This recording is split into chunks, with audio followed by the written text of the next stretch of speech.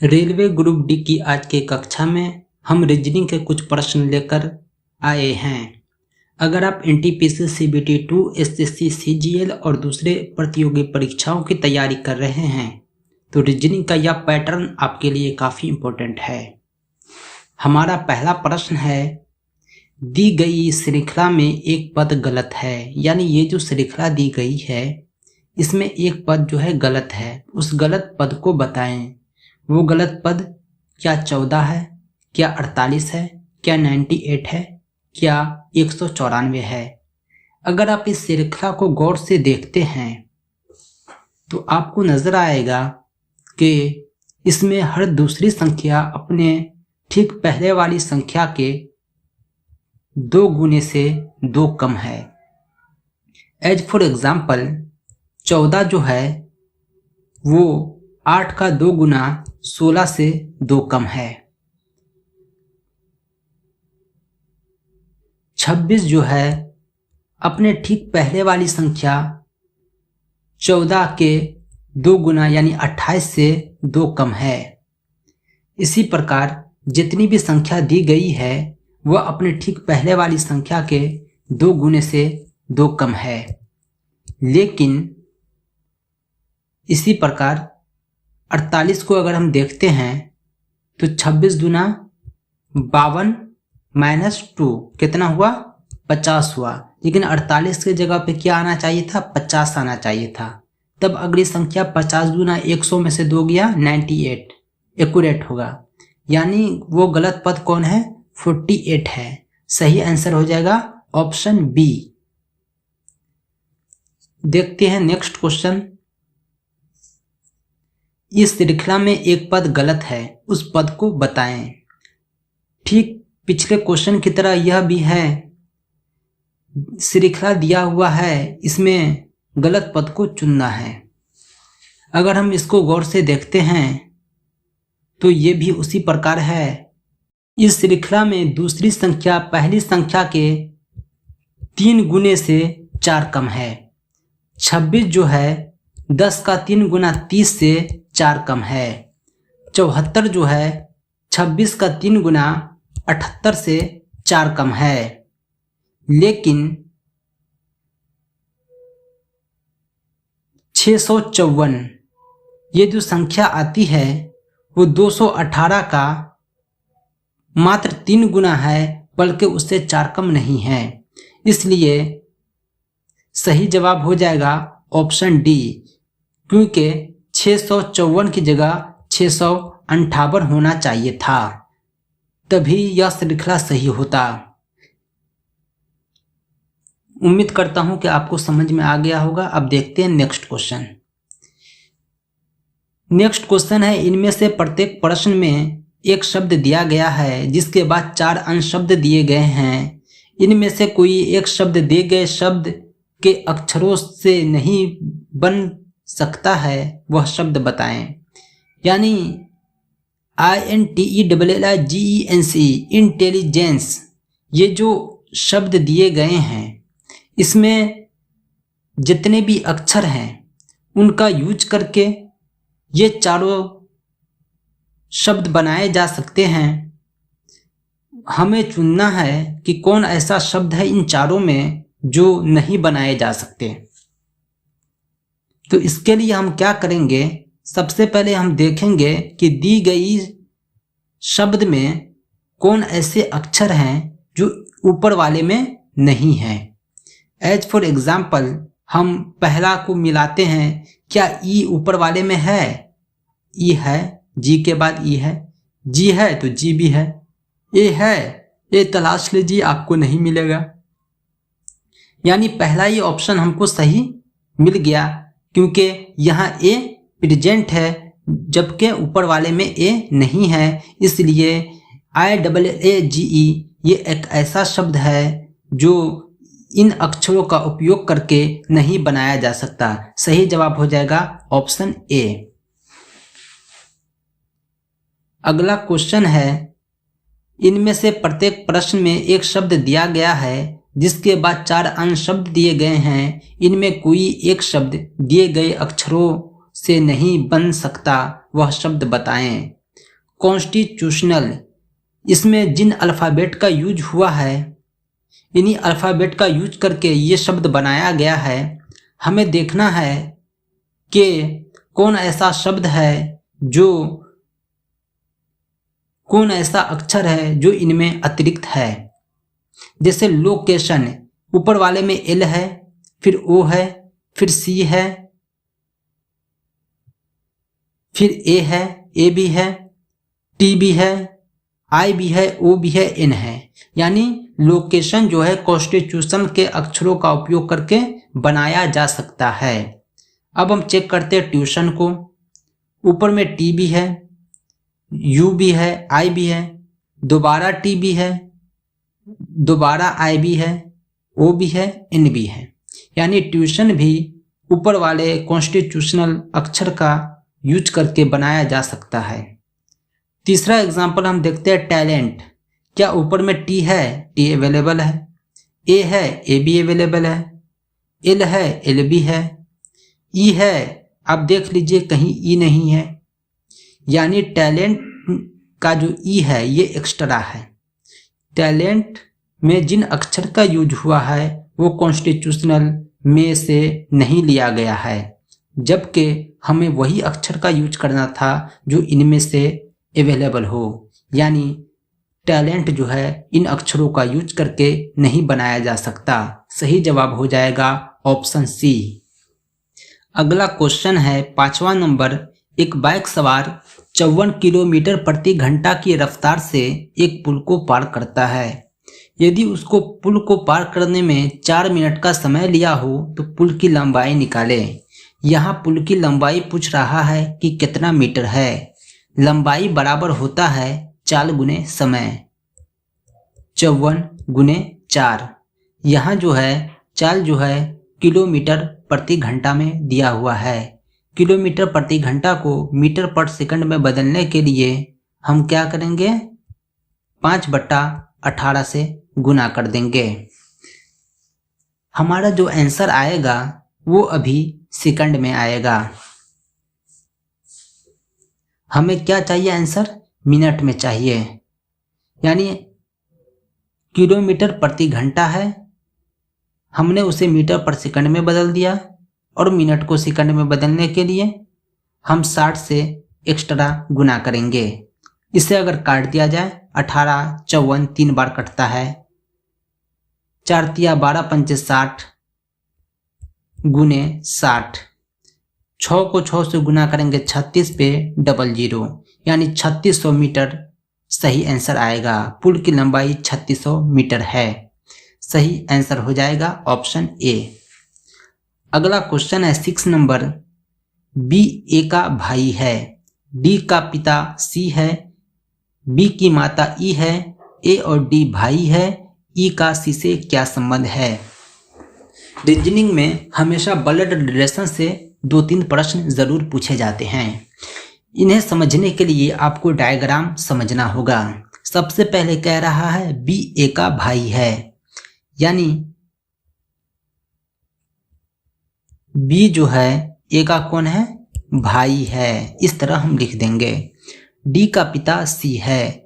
अभी ए और बी से हमको मतलब है, डी को हम बाद में देखेंगे, इसको हम बाद में देखेंगे।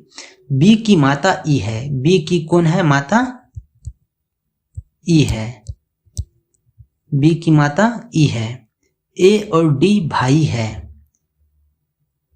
डी जो है ए का कौन है, भाई है।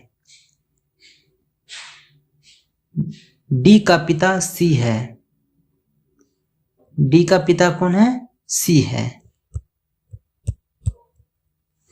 डी का पिता सी है तो बी का पिता कौन है, सी है। बी की माता ई है तो डी की माता कौन है, ई है। यानी ई और सी का क्या संबंध है, पति पत्नी का। यानी ई जो है पत्नी है किसकी, सी की। सही आंसर हो जाएगा वाइफ। इस डायग्राम से आप समझ सकते हैं हमने कितनी आसानी से ब्लड रिलेशन के क्वेश्चन को सॉल्व कर दिया।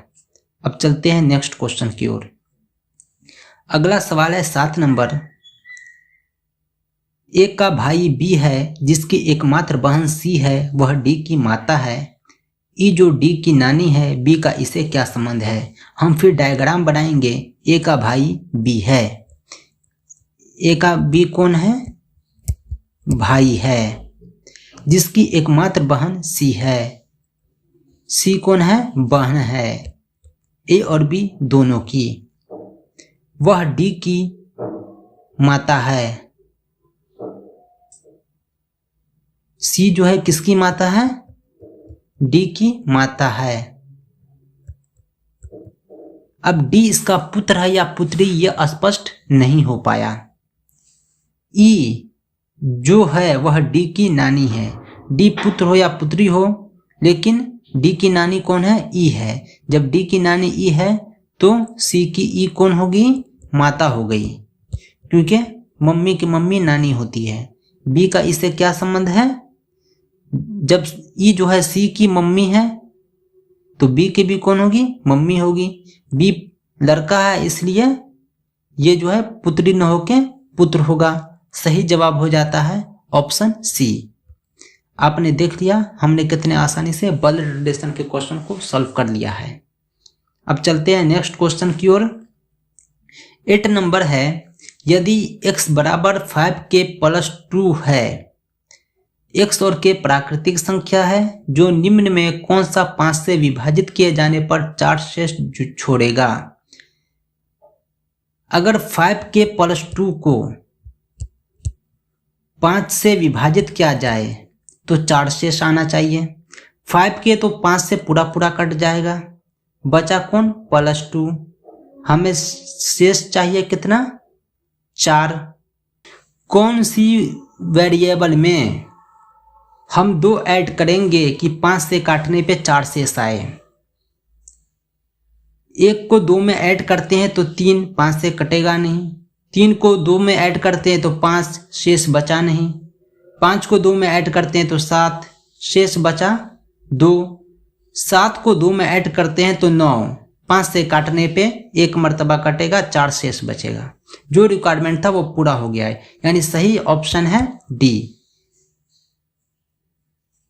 उम्मीद करता हूं कि आपको समझ में आ गया होगा। अब चलते हैं नेक्स्ट क्वेश्चन की ओर। ये कोडिंग से प्रश्न जो है काफी इंपॉर्टेंट है, इसे आप गौर से देखिएगा। यदि किसी संकेत भाषा में STARK इसको लिखा जाता है LBFMG, मोबाइल को लिखा जाता है TNRSPJ, तो उसी संकेत भाषा में ब्लेम को कैसे लिखा जाएगा? ब्लेम में क्या है? बी है। यहाँ देखिए मोबाइल के बी को क्या लिखा गया है? मोबाइल के बी को R लिखा गया है। तीसरा अक्षर है, तीसरा अक्षर R है, यानी हमें पहला अक्षर R मिल गया। ठीक है, अब हम देखते हैं L कहाँ है? L कहाँ है? L मोबाइल का सेकंड लास्ट है, तो यहाँ सेकंड लास्ट क्या है? P है, तो हमें P भी मिल गया। इसी प्रकार हम तीनों को मिलाएंगे, यानी इसके अलावा कोई ऑप्शन सही नहीं हो सकता है। सही जवाब हो जाएगा ऑप्शन बी। उम्मीद करता हूं कि आपको समझ में आ गया होगा। नेक्स्ट क्वेश्चन है क्वेश्चन नंबर 10। यदि किसी संकेत भाषा में MIND को KGLB, ARGUE को YPESC लिखा जाता है तो डायग्राम को कैसे बदला जाएगा? डायग्राम का पहला अक्षर डी है, ऊपर में हम डी तराशते हैं तो माइंड का लास्ट अक्षर डी है जिसे बी लिखा गया है, यानी ए और बी में पहला अक्षर बी है, यानी यही दोनों में से कोई एक सही होगा। अब हम देखते हैं लास्ट अक्षर इसका एम है, ऊपर में माइंड में एम पहला अक्षर है, इसे के लिखा गया है। अभी भी हमें संकोच है, संदेह है। अब हम देखते हैं सेकंड लास्ट अक्षर को। सेकंड लास्ट अक्षर जो है ए है, ऊपर में ARGUE में पहला अक्षर ए है जिसे ए को वाई लिखा गया है। अब हम देखते हैं कि सेकंड लास्ट में वाई जो है ऑप्शन ए में अवेलेबल है, यानी सही जवाब हो जाएगा ऑप्शन ए। डायग्राम को हम लिख सकते हैं BGYEPYK। सही जवाब हो जाएगा ऑप्शन ए। नेक्स्ट क्वेश्चन है, यदि दिल्ली को संकेत में CCIDD लिखा जाए तो उसी संकेत में बॉम्बे को क्या लिखेंगे?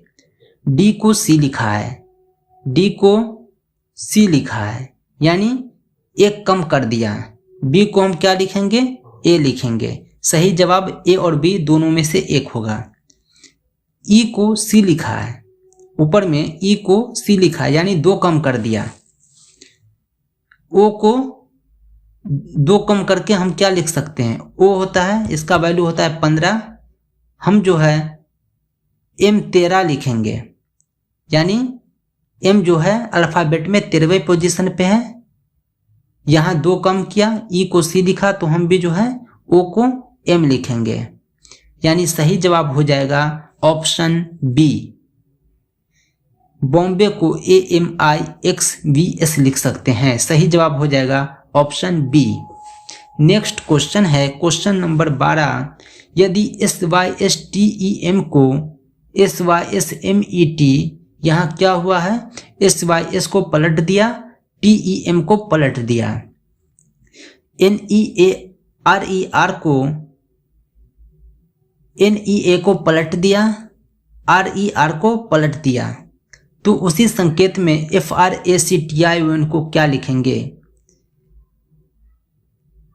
FRA को पलट देंगे और बाकी को पलट देंगे, यानी FRAC, ये जो 4 अक्षर है इसको पलट दिया, TION और बाकी 4 अक्षर को पलट दिया, यानी सही जवाब हो जाएगा ऑप्शन ए। यानी क्वेश्चन में जिस प्रकार लिखा गया है उसी प्रकार हमें आगे भी लिखना है। अगला क्वेश्चन है, यदि निर्दिष्ट संकेत भाषा में INACTIVE को VITCANIE लिखा जाए, यहाँ देखिए पोजीशन चेंज होता है, सेकंड लास्ट वाला फर्स्ट में आ जाता है और फर्स्ट वाला सेकंड लास्ट में चला जाता है। हमें सेकंड लास्ट वाला को देखेंगे फर्स्ट में कहाँ है। ई जो है सेकंड लास्ट है, ये वो फर्स्ट में आ गया और फर्स्ट वाला ये सेकंड लास्ट में चला गया, यानी कंप्यूटर का सांकेतिक भाषा ऑप्शन बी सही हो जाएगा। अगला क्वेश्चन है, दिए गए विकल्प में लुप्त पद का चयन कीजिए। पहला पद, दूसरा पद, तीसरा पद, चौथा पद दिया हुआ है, पांचवा पद जो लुप्त है इसे चुनना है।